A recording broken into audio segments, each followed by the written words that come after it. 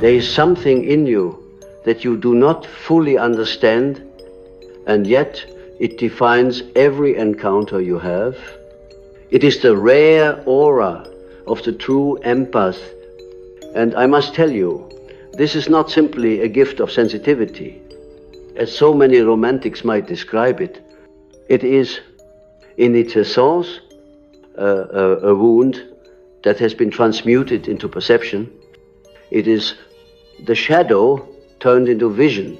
And if you are here, listening to me now, it is because life has carved into your soul a channel deep enough to let the unconscious stream flow through you. You see, we think of empathy as a virtue, as a divine kindness, and in some sense it is, but beneath this luminous surface lies something older, something archetypal, the inheritance of the wounded healer, the echo of Chiron, who could not heal himself, yet felt the pain of every creature. This is what you carry, and it is both a blessing and a warning. When I speak of aura, I do not mean merely the poetic glow of personality. I am speaking of that subtle psychic field, the energy that surrounds you when your inner and outer worlds are aligned with the deep unconscious. Most people live as though wrapped in thick armor. Their minds are encased in hardened attitudes, their hearts locked behind walls of fear and persona. But the true empath has often unwillingly removed this armor. Usually it is not by choice, but by survival. You, the empath, were forced early to read the unspoken words, to feel the tension in the room, to anticipate what others wanted before they could even form it into thought.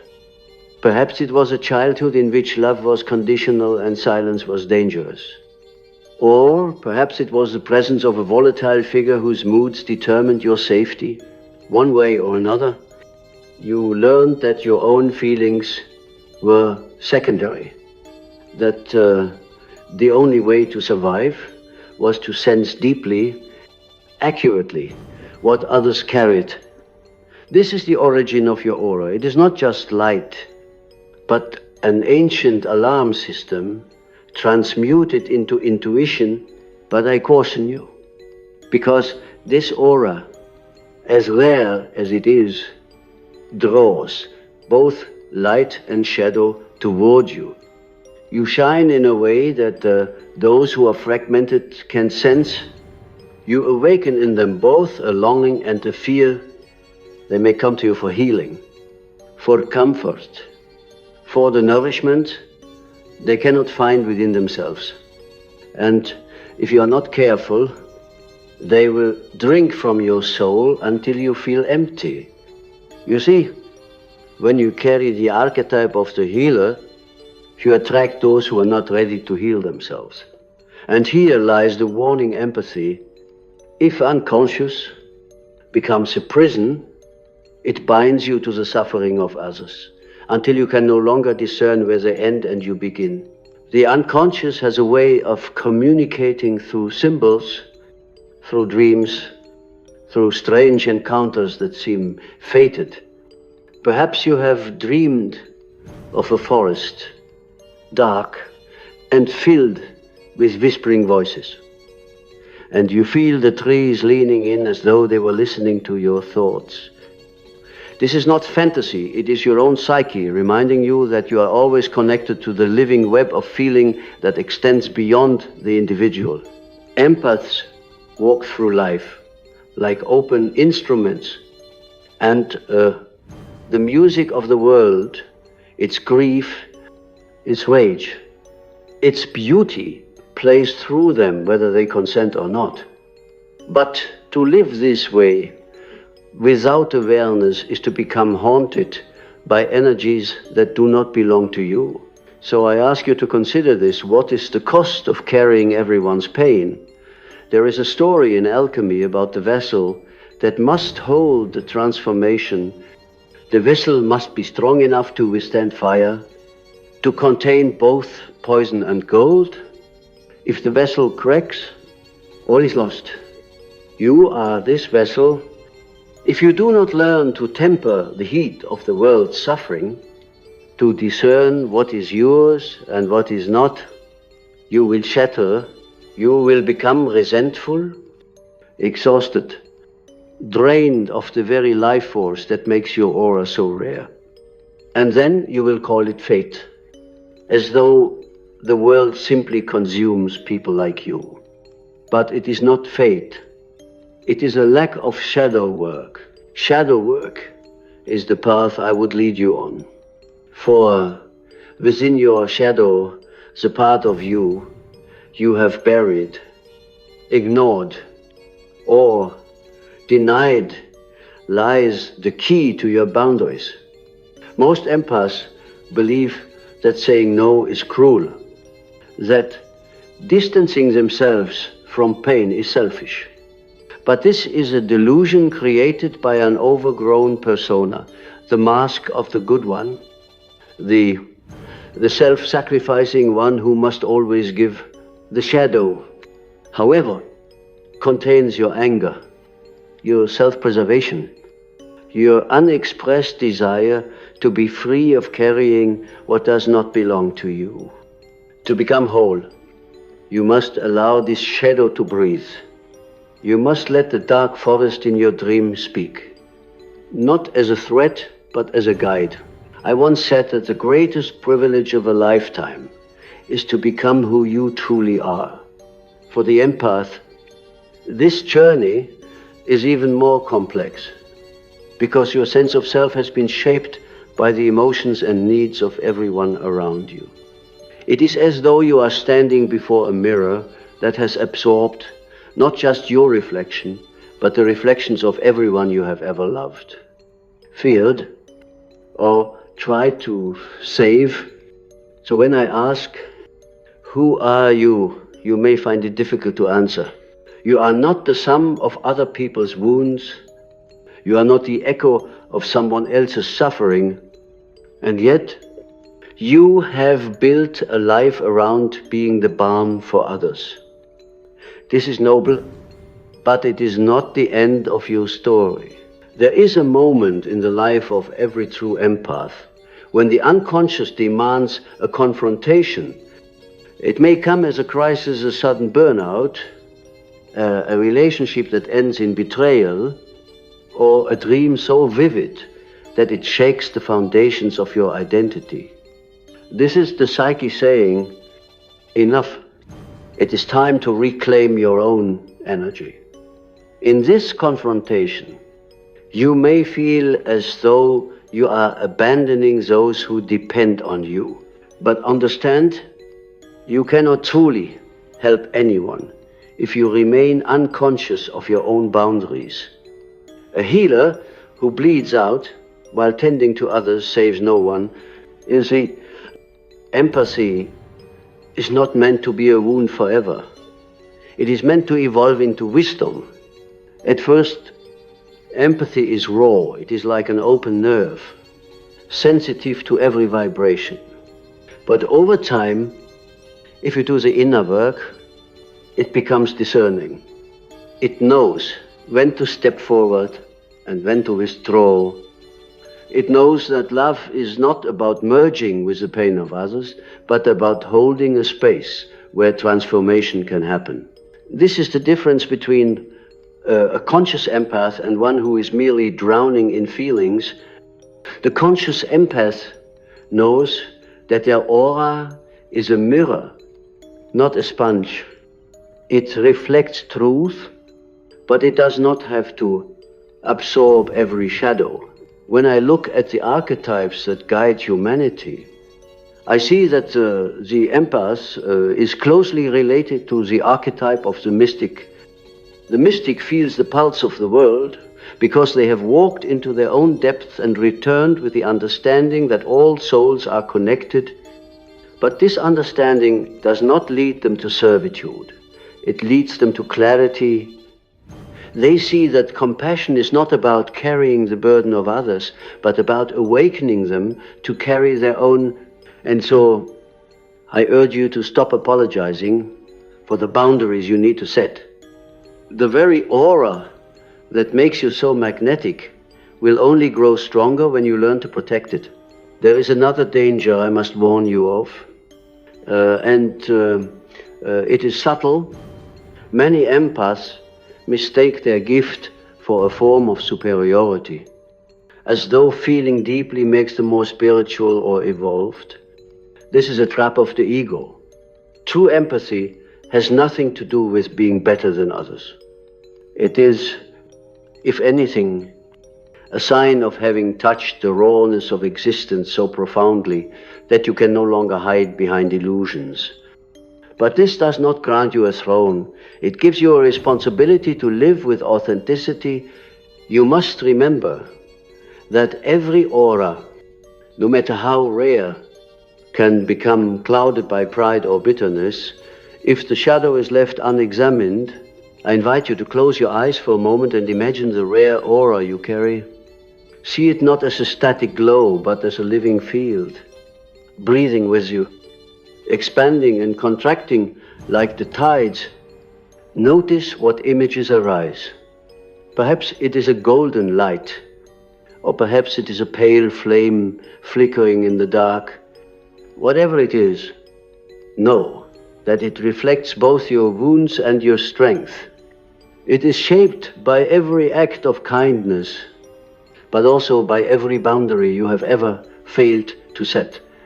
Your aura is not just who you are, it is who you have allowed yourself to become.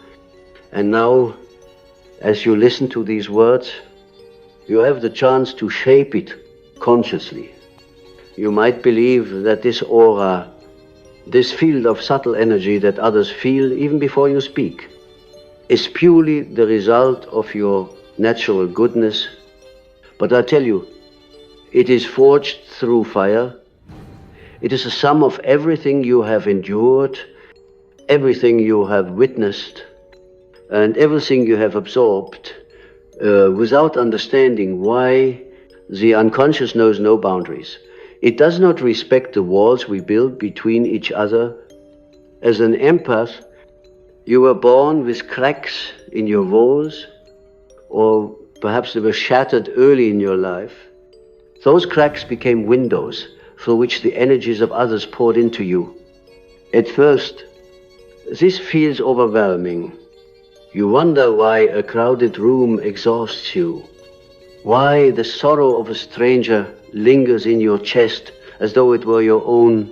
You wonder why certain people leave you feeling hollow while others fill you with life. This is because your psyche is like a harp. Every vibration from the outside world resonates with your strings, whether you choose it or not. But here lies the deeper truth. The rare aura of the true empath is not just receptivity. It is alchemy. It is the unconscious ability to transform pain into understanding, to turn someone's unspoken suffering into a sense of connection that heals. However, alchemy requires fire, and fire consumes. The danger is that if you do not learn how to stoke this fire with awareness, it will burn you out long before it illuminates anyone else's path. I have seen this countless times, the sensitive souls who spend themselves until there is nothing left, who give so much of their own energy that they collapse into resentment and fatigue.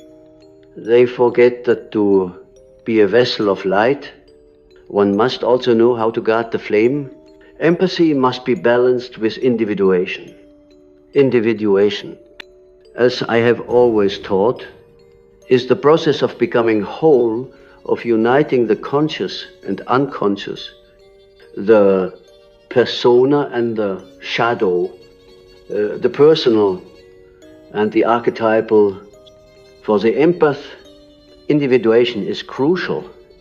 because without it, you will forever be swept away by the tides of other people's emotions. You must learn to descend into your own depths, to ask yourself, what do I truly feel? It sounds simple, but for many empaths, it is the hardest question of all. You have lived for so long as a mirror that you have forgotten how to see your own face. The aura you carry becomes clouded when you cannot distinguish your light from the reflections of others. There is a dream I once interpreted for a woman who was deeply empathic. In her dream, she was carrying a bowl of water through a marketplace. Every person she passed dipped their hands into her bowl, taking water for themselves, and soon the bowl was empty. She woke with a sense of deep sadness. Do you see the meaning? This is the life of an unconscious empath. You offer your water freely, but no one refills the bowl. If you are not careful, you will believe that this is your purpose, to give until there is nothing left. But in the dream's next scene, which she did not notice until we spoke, a fountain appeared. It was hidden in the corner of the marketplace, flowing endlessly. The fountain represented her own inner source, the self, the wellspring of archetypal energy that exists in all of us. The task of the empath is to find this fountain, to learn how to draw from it, rather than from their own limited reserves. Only then can the giving become sustainable and the aura remain vibrant rather than depleted. The archetype of the mother often manifests strongly in empaths, even in those who are not mothers by biology or gender. It is the instinct to nurture, to soothe, to hold the suffering of others as though it were a fragile child. But when the mother archetype becomes inflated, it can turn destructive. It leads to martyrdom, to the belief that one must sacrifice everything for others. This is not true empathy, it is unconscious compulsion. True empathy understands the balance of giving and receiving. It knows that boundaries are not walls of cruelty, but gates of clarity. Without these gates, your aura becomes porous, and soon you are carrying burdens that were never meant for you. The shadow then grows restless, whispering to you through exhaustion, irritability, or even illness. The body begins to carry what the psyche refuses to release. I warn you, two of the archetype of the victim. Many empaths, feeling the weight of the world, unconsciously identify with suffering itself. They begin to see their sensitivity as a curse, as though they were doomed to be drained by everyone they meet. This is not the truth. It is a narrative created by the shadow to keep you from your power. The real power of the empath is not in absorbing pain, but in transforming it. But to do this, you must first stop defining yourself by the wounds you carry. You must see that empathy is not about drowning in the collective unconscious, but about learning how to navigate its depths. Think of it like diving into the ocean. If you do not know how to swim, you will be swept under. But if you learn, the same waters that once threatened to consume you will become your ally. The collective unconscious is filled with symbols that can guide you if you are willing to pay attention. Have you noticed the animals that appear in your dreams? The serpent, the deer, the owl. These are not random. They are messengers of your own psyche, revealing truths about how your empathy is being used or misused. The serpent, for example, may represent transformation, the shedding of old skin, the renewal of your boundaries. The deer might symbolize gentleness, but also vulnerability, reminding you to protect your heart without hardening it. The owl, with its wide, watchful eyes, speaks of wisdom and the ability to see in the dark, the gift of perceiving the hidden emotions in others. Each of these symbols tells a story about your aura and what it needs to remain clear and strong. I want you to remember that your aura is not static. It changes as you change. When you are balanced, grounded in your own self, your aura radiates with clarity and draws in those who are ready to heal. But when you are fragmented, when you have abandoned your own needs, your aura becomes like a beacon for chaos. It attracts those who unconsciously seek to project their wounds onto someone else. These are the emotional vampires. Though I hesitate to use such a dramatic term, they are not evil, they are simply lost in their own shadow. But you cannot allow yourself to be their endless source of energy. You must recognize when someone comes not to grow, but to feed on the light you carry. This recognition is not unkindness, it is discernment. And discernment is love in its highest form. There is a profound solitude that comes with being a true empath. You see and feel things that others do not. You sense the undercurrents in conversations, the hidden grief behind a smile, the unspoken tension between words. This can make you feel alien, as though you are living in a dimension slightly different from everyone else. But this solitude is not a punishment. It is a calling. The archetype of the seer, the oracle, lives within you. To carry such perception is to stand at the threshold between the conscious world and the mysteries of the unconscious. And I tell you, the world needs such souls now more than ever, but not souls who are burnt out or broken. It needs empaths who have learned to stand firm in their own center, who have turned their gift into a conscious tool rather than a source of suffering. I will give you an image to hold. Imagine a candle in a dark room. The candle does not rush toward the darkness to fix it. It does not exhaust itself by trying to illuminate every corner. It simply burns, steady and bright. And by doing so, it naturally gives light. This is the way of the conscious empath. You do not need to absorb every shadow to bring healing. You only need to stay connected to your own flame. When you burn from within, others will find their way to your light, and the right ones will light their own candles beside you. But you must remember, not everyone who approaches you comes to light a candle. Some come with the wind of their chaos, and you must protect your flame from being extinguished.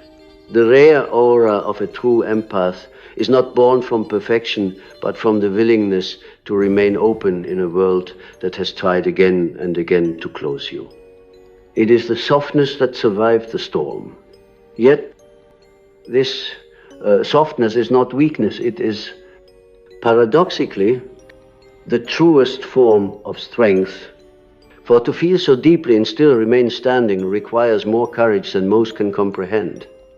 And yet, I must remind you, the gift of feeling is not the end of the journey. It is the doorway. To stand in that doorway without moving forward is to remain forever overwhelmed by the tide of sensations and emotions, both yours and those of others. You must walk through it, into the deeper chambers of your psyche, where empathy becomes not just a reflex, but a conscious act rooted in wisdom. When you walk this path, you will begin to notice how your aura shifts with your inner landscape. When you are consumed by the unprocessed emotions of others, your aura becomes heavy.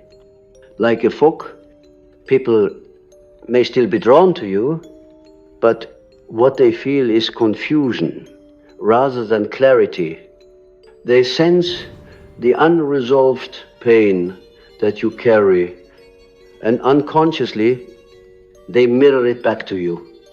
This is why unhealed empaths often find themselves surrounded by chaos, trauma, or relationships that feel one-sided. The psyche is always teaching through reflection.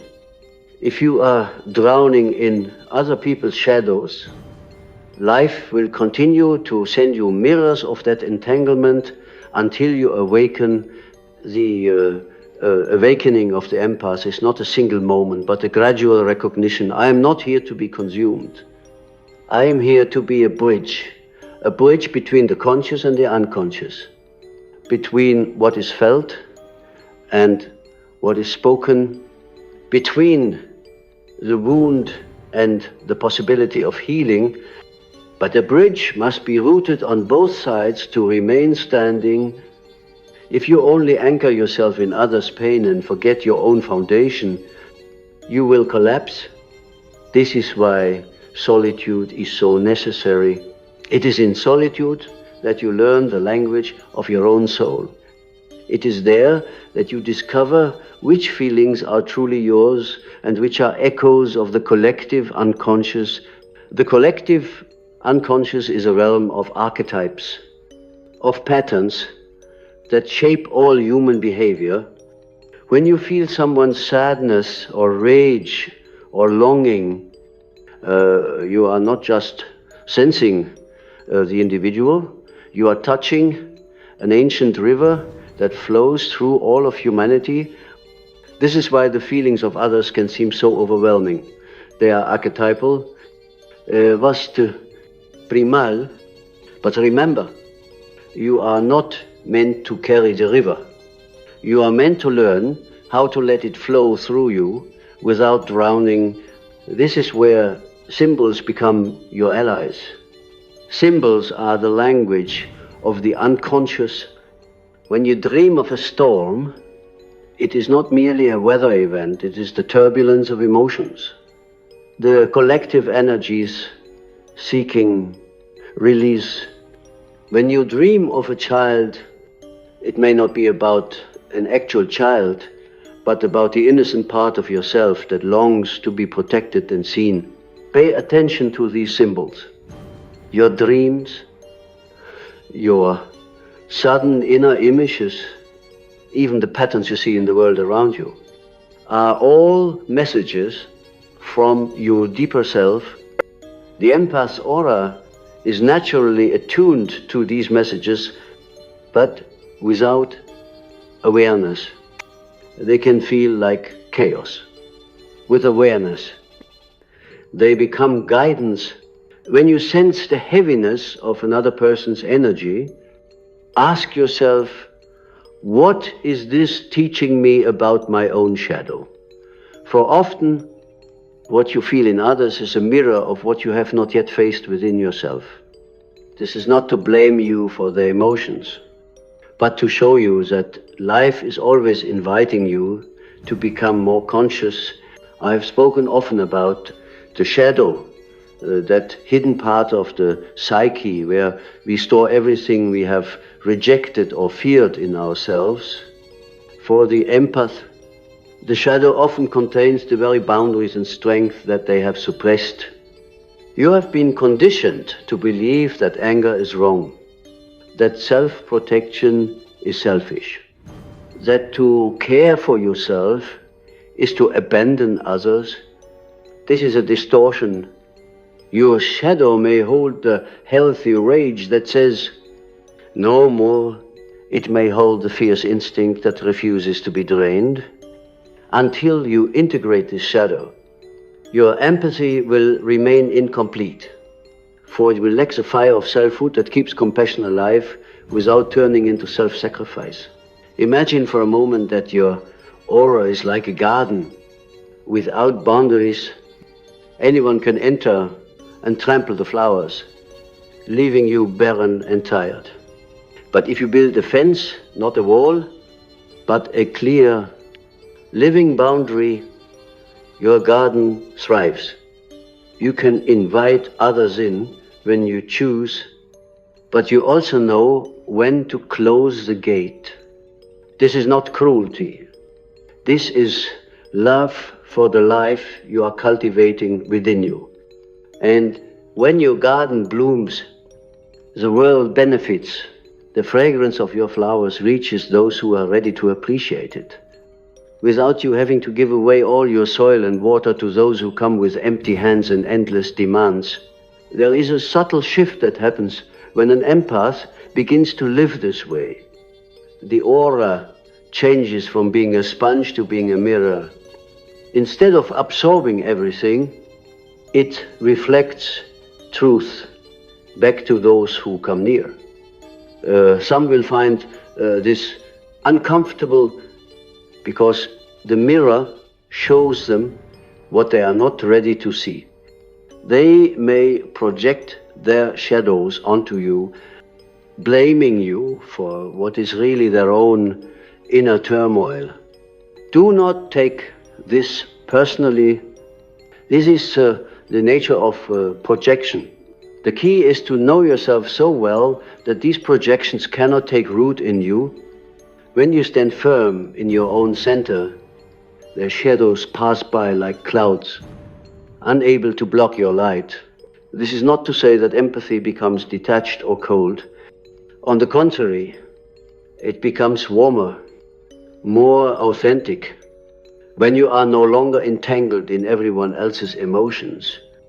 You can truly listen. You can hold space without losing yourself. You can offer compassion without resentment. This is what I call conscious empathy. It is empathy that has been refined through the fire of self-awareness. It no longer seeks validation through giving, nor does it confuse self-sacrifice with love. It simply flows like a river that knows its course. I want to speak of the archetype of the wounded healer. This is an ancient pattern seen in myths across cultures, the one who is able to heal others precisely because they have known suffering. Jung, the centaur, was wounded by an arrow that would never heal. Yet he became a great teacher and healer because of his wound. The empath carries this archetype, often unknowingly. Your sensitivity is born of the wounds you have endured. But the danger is that you may remain identified with the wound, believing that your purpose is to bleed for others. This is a misunderstanding of the archetype. The wounded healer does not heal by being perpetually broken. They heal by transforming their wound into wisdom, by turning their pain into a source of insight and compassion. Ask yourself, have you been carrying your wound like a badge, as though it defines you, or have you begun to see it as the gateway to something deeper? The rare aura you carry shines most brightly when it is no longer dimmed by the unresolved pain of the past. This does not mean erasing your past, it means integrating it, seeing its meaning, allowing it to shape you without imprisoning you. When you do this, your aura becomes not just rare but resilient. It no longer flickers in the presence of chaos. It becomes steady, like a flame that cannot be extinguished. There is a profound power in this steadiness. People will feel it. They will be drawn to you, not because you are endlessly available to their needs, but because your presence awakens something in them. They will sense that you have walked through fire and emerged whole. Some will seek to take this power for themselves, but you will recognize this now and guard your energy with discernment. Others will simply feel inspired, as though being near you reminds them of their own capacity for light. This is the true purpose of your gift, not to save everyone. but to awaken them. There comes a time when the true empath must stop running from their own reflection. You have spent so much of your life gazing into the emotions of others, feeling their joy and sorrow as if it were your own, that you may have forgotten how to stand still and face yourself. But you cannot fully understand the aura you carry until you see its source. And its source is not outside of you, it is within, in the quiet depths of your own unconscious, where your true self waits like a hidden treasure buried beneath the layers of who you were told to be. Most people live at the surface of life, unaware of the archetypes shaping their every thought and action. But you, as an empath, are constantly pulled into the depths, sensing what others cannot name. This is both your gift and your challenge. You have a natural connection to the collective unconscious, that vast ocean of symbols, instincts, and forgotten truths that belongs to all of humanity. When you feel someone's pain, you are not merely feeling them as an individual. You are touching a universal wound, a pattern that has existed since the dawn of time. That is why your empathy often feels so overwhelming. You are not just carrying one person's story, but the resonance of countless stories layered into the fabric of your soul. And yet, your task is not to drown in this ocean. It is to navigate it with the awareness of a dreamer who knows they are dreaming. When you dream at night, you encounter strange images, surreal landscapes, and symbolic figures. At first, they may seem random or chaotic. But if you look closely, they are speaking the language of your unconscious, showing you truths you cannot see in waking life. In the same way, your empathic aura picks up on the dream of others, their unconscious signals, their unspoken fears and desires. To master your gift, you must learn to read these dreams without losing yourself in them. I will tell you something many will not. Your aura is not merely a passive field of energy.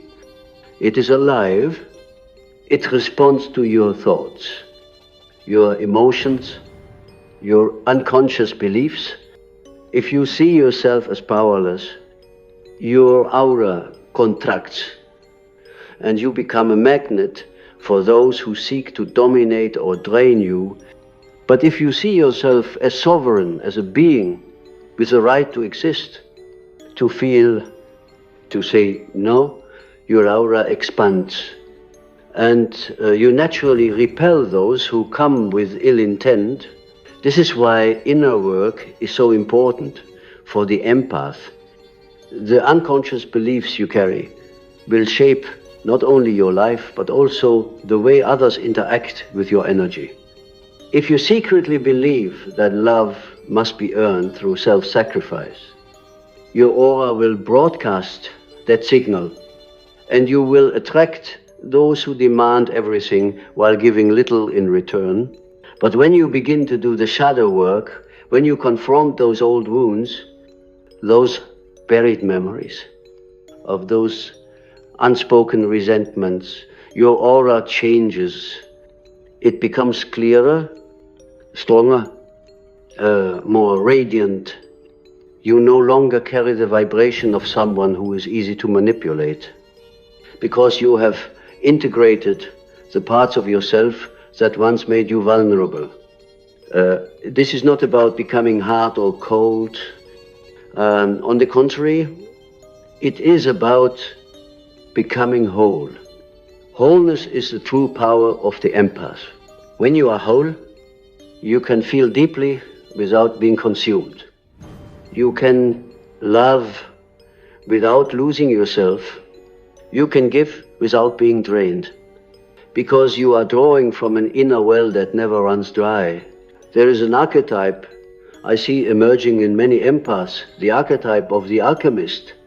The alchemist takes base metal and transforms it into gold.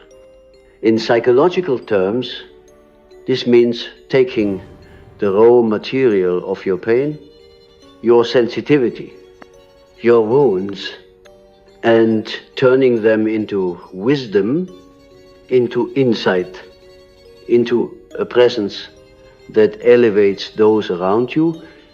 But this process requires fire. It requires you to face the parts of yourself. You would rather avoid the anger, the fear, the loneliness that lives beneath your compassion. Many empaths are afraid of these emotions, believing they will make them unkind or unworthy. But these emotions are not your enemy. They are the very fuel that will ignite your transformation if you allow yourself to feel them fully and consciously. I want you to imagine for a moment that you are standing before a mirror that shows not your physical form but your energetic self. What do you see? Perhaps you see a light flickering like a candle in the wind. Perhaps you see colors shifting and swirling. Some bright, some shadowed. This is your aura, not static, but alive, reflecting everything you have experienced. Do you notice where the light dims? Those are the places where you have given too much of yourself, where you have allowed your energy to leak out in an attempt to save others. But the beauty of this vision is that you can restore it, you can reclaim your energy by calling back all the fragments of yourself that you have left in the hands of others. Close your eyes and see those fragments returning, like birds flying home to the nest. Feel how your light grows stronger as you welcome them back. The empath path is not about avoiding pain. It is about learning to see pain as a teacher. Every time you feel the sorrow of another, ask yourself, what is this teaching me about compassion, about boundaries, about my own soul? Pain is not an enemy to be fought. It is a messenger pointing to what needs to be healed. But you must remember that not every pain you feel is yours to heal. Some pain belongs to others, and your task is only to witness it, to hold space without absorbing it. This is perhaps the hardest lesson for an empath, to care without carrying, to love. Without losing oneself. You may wonder why you were given this gift, why you were born with such sensitivity in a world that often feels harsh and unkind. I believe it is because the world needs people who can feel. We live in a time when many have become numb, disconnected from their own hearts. Your aura is a reminder of what it means to be fully alive, to be attuned to the subtle currents of the human soul. But you cannot offer this gift if you are exhausted, if you have allowed your sensitivity to turn into suffering. You must first learn to nurture yourself, to protect your own light. Only then can you be a true beacon for others. Think of the mystics, the sages, the healers of old. They were not simply people who felt deeply. They were people who had learned to harness their feelings, to transmute their pain into wisdom. They spent time in solitude, in silence, in communion with the deeper truths of life. They understood that empathy without inner strength is like water without a container. It spills everywhere and is wasted. Your aura is your container. It is the vessel that holds your gift. You must tend to it, cleanse it, strengthen it. This is not a selfish act. It is a sacred responsibility. I want to give you a vision of what is possible Imagine yourself standing in the center of a room, surrounded by people with all their emotions, their desires, their unspoken fears. You feel it all, but you are not overwhelmed. Instead, you stand rooted like a tree with deep roots sinking into the earth. The winds of other people's energies blow around you, but they do not knock you down. You can sense their pain without taking it on, because you know where you end and they begin. You are a witness, a guide, a presence of clarity. This is the power of a conscious empath. This is what your rare aura is meant to become, not a sponge, but a sanctuary. There is a silence that all true empaths must learn to cultivate, a silence within the mind, the heart, and the soul. This silence is not emptiness, but presence. It is the pause between the in-breath and out-breath, where you remember that you exist beyond the emotions that rush through you. Too often, you are swept into the current of someone else's story, someone else's pain, as though you were a leaf floating on the river. But you are not a leaf, you are the riverbed itself, the still foundation beneath the water. And when you remember this, your aura begins to shine in a way that no longer wavers or fades. I have observed time and again how the empath's gift can become both a mirror and a wound. You are so attuned to the needs of others that you may begin to feel invisible yourself, as though your existence is validated only by how much you can heal or soothe. This illusion is dangerous because it places your value outside of you. Your rare aura does not come from your usefulness to others. It comes from the sheer fact of your being. It radiates not because you are endlessly giving, but because you are rooted in authenticity. You must understand that the greatest act of empathy is not to lose yourself for someone else, but to stand so fully in your truth that your very presence awakens others to their own. The psyche speaks through dreams and symbols, and it will often send empaths a warning when they are giving too much.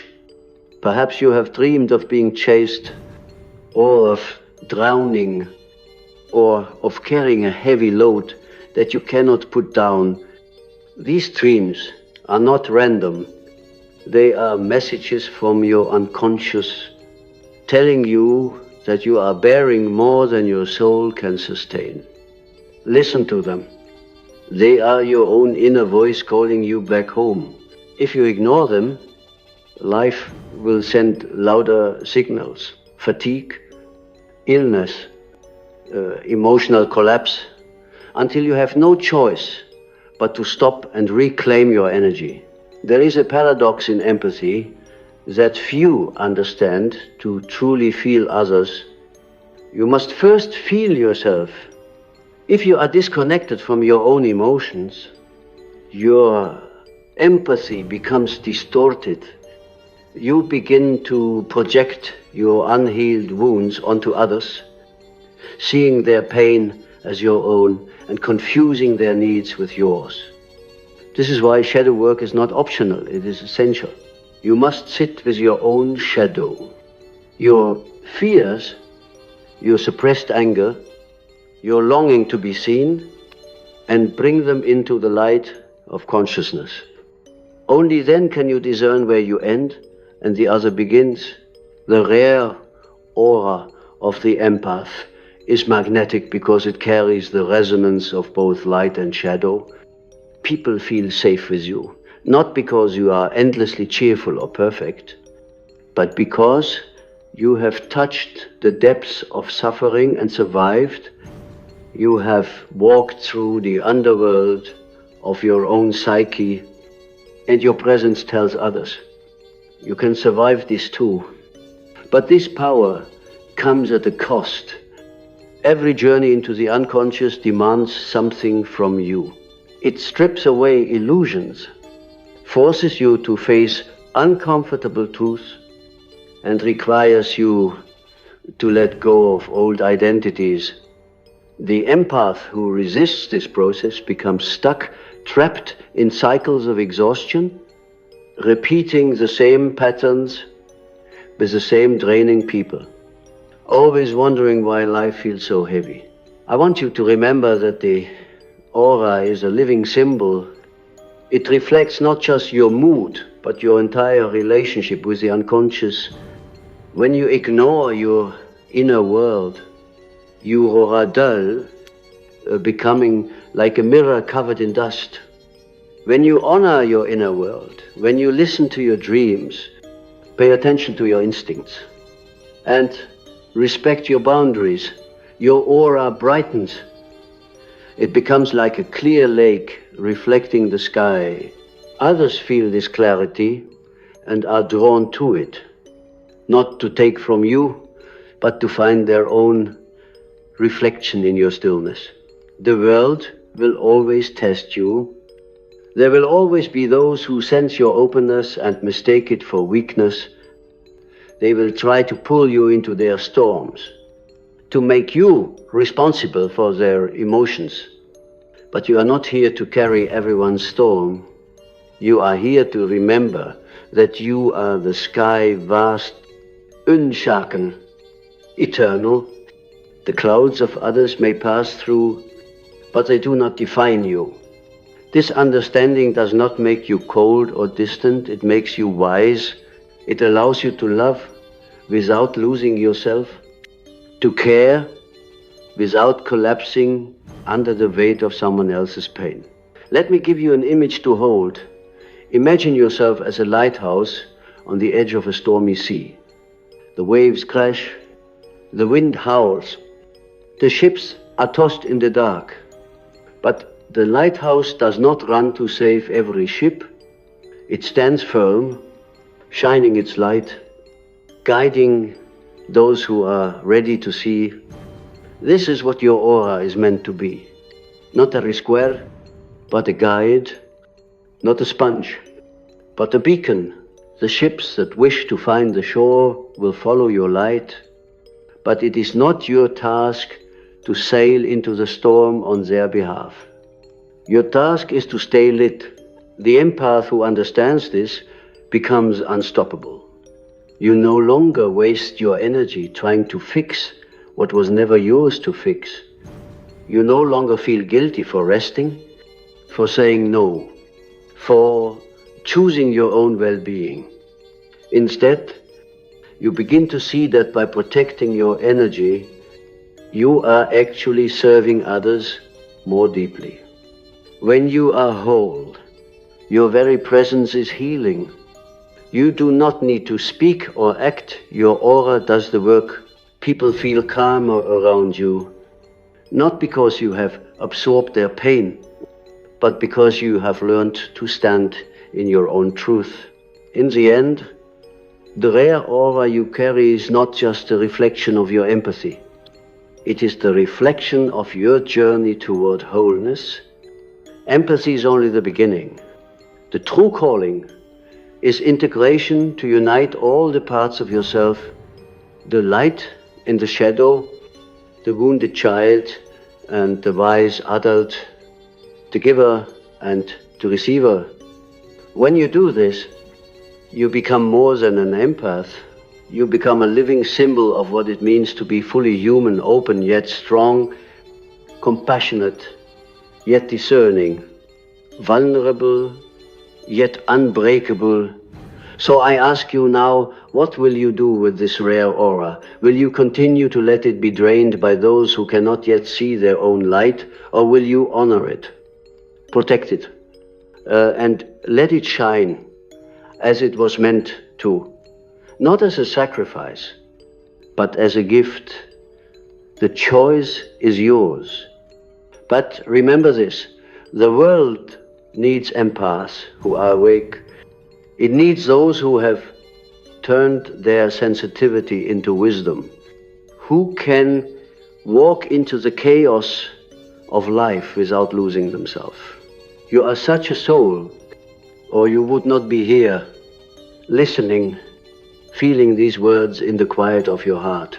And if you ever doubt your strength, look back at all you have survived. Look at the storms you have endured, the pain you have transmuted into understanding. That is your proof. Your aura is not rare because you've never been broken. It is rare because you have been broken, and yet you still choose to love, to feel, to see. This is the highest form of courage. And it is the essence of what it means to live a truly conscious life